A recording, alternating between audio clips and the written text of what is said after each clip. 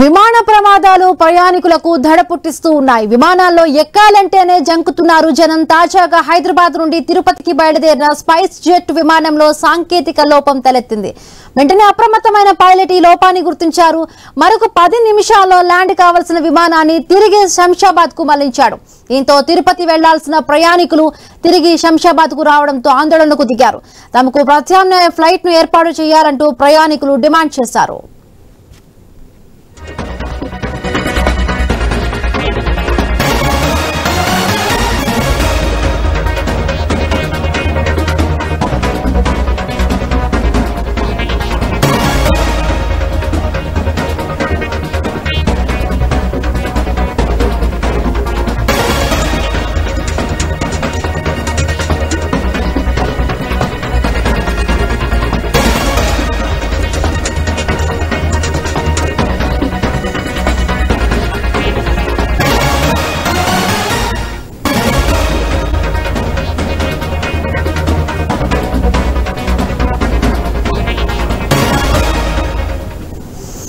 విమాన ప్రమాదాలు ప్రయాణికులకు దడ పుట్టిస్తూ ఉన్నాయి. విమానాల్లో ఎక్కాలంటేనే కూడా జనం జంకుతూ ఉన్నారు. తాజాగా హైదరాబాద్ నుండి తిరుపతికి బయలుదేరిన స్పైస్ జెట్ విమానంలో సాంకేతిక లోపం తలెత్తింది.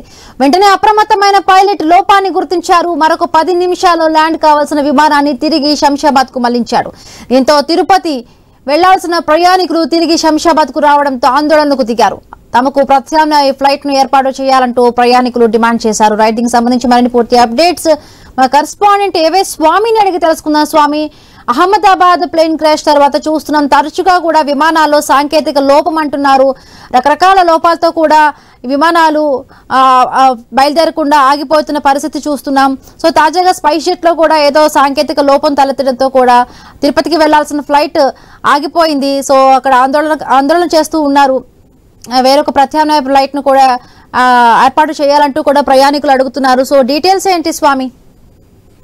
అంటే అహ్మదాబాద్ బ్రహ్మాండం తర్వాత చాలా మంది పెద్ద ఎత్తున కూడా ఆ విమానంలో ప్రయాణం చేయాలంటేనే భయపడుతున్నారు. చాలా మంది ప్రయాణికులు తాము ప్రయాణించేది ఏ విమానం యొక్క సంఖ్య అమౌంట్ డీటెయిల్స్ కావాలని చెప్పేసి అడుగుతున్నట్టుగా కూడా పెద్ద ఎత్తున ప్రచారం జరుగుతుంది. ఈ రోజు ఉదయమే తిరుపతి వెళ్లాల్సినటువంటి స్పైస్ జెట్ విమానం శంషాబాద్ ఇంటర్నేషనల్ ఎయిర్పోర్ట్ నుంచి బయలుదేరిన తర్వాత కాసేపట్లో తిరుపతిలో ల్యాండ్ కావాల్సినటువంటి విమానంలో ఒక్కసారిగా సాంకేతిక లోపాన్ని పైలట్ గుర్తించారు. ఆ తర్వాత తిరుపతిలో ల్యాండ్ చేయకుండా దాన్ని నేరుగా శంషాబాద్ ఎయిర్పోర్ట్ కు తిరిగి తీసుకొచ్చి ల్యాండ్ చేయడంతో కూడా ప్రమాదం తప్పింది. ఇక్కడ వెంటనే సాంకేతిక సమస్యలు సరిదిద్దడం కోసం టెక్నీషియన్స్ పనిచేస్తున్నారు.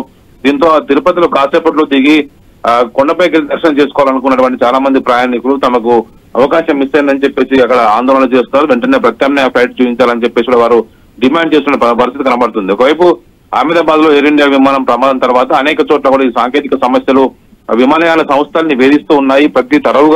ప్రతి విమానం ఒకవైపు టేకాఫ్ అయ్యే ముందుగానే పూర్తి స్థాయిగా అన్ని రకాల సాంకేతిక పరీక్షలు పూర్తయిన తర్వాతనే దానికి పైలట్ కు వైపు ఆ సంస్థలకు విమానయాన సంస్థలు డీజీసీఏ కావచ్చు మిగతా ఎయిర్పోర్ట్ సంస్థలన్నీ కూడా వారికి టేకాఫ్ కావడం కోసం అనుమతి ఇస్తుంటాయి. ఇప్పుడు ఇలాంటి ప్రతిరోజు కూడా ప్రతి స్టేషన్ లో కూడా ప్రతి విమానాన్ని ప్రతి హెలికాప్టర్ ని ఇలా చెక్ చేసిన తర్వాతనే పంపిస్తారు. ఇప్పుడు రీసెంట్ గా అహ్మదాబాద్ లో ఎయిర్ ఇండియా విమానం ప్రమాదం తర్వాత ఈ చెకింగ్ సంబంధించిన విషయాలు ప్రతి ఒక్క చోట కూడా బయటపడుతున్నాయి. అనేక అంతర్జాతీయంగా వెళ్ళేటువంటి ప్రయాణాలు కావచ్చు, స్థానికంగా డొమెస్టిక్ ఫ్లైట్స్ కావచ్చు, ఇలాంటి సాంకేతిక కారణాలతో పలు చోట్ల ఆగిపోతున్నటువంటి సందర్భాల్లో ప్రయాణికులు ఆందోళన పడుతున్నారు. చాలా చోట్ల కూడా ప్రయాణికులు తాము ప్రయాణం చేసేటువంటి విమానం ఏంటిది, అది ఎలాంటి విమానం అని చెప్పేసి అడుగుతున్నటువంటి పరిస్థితి కనబడుతుంది.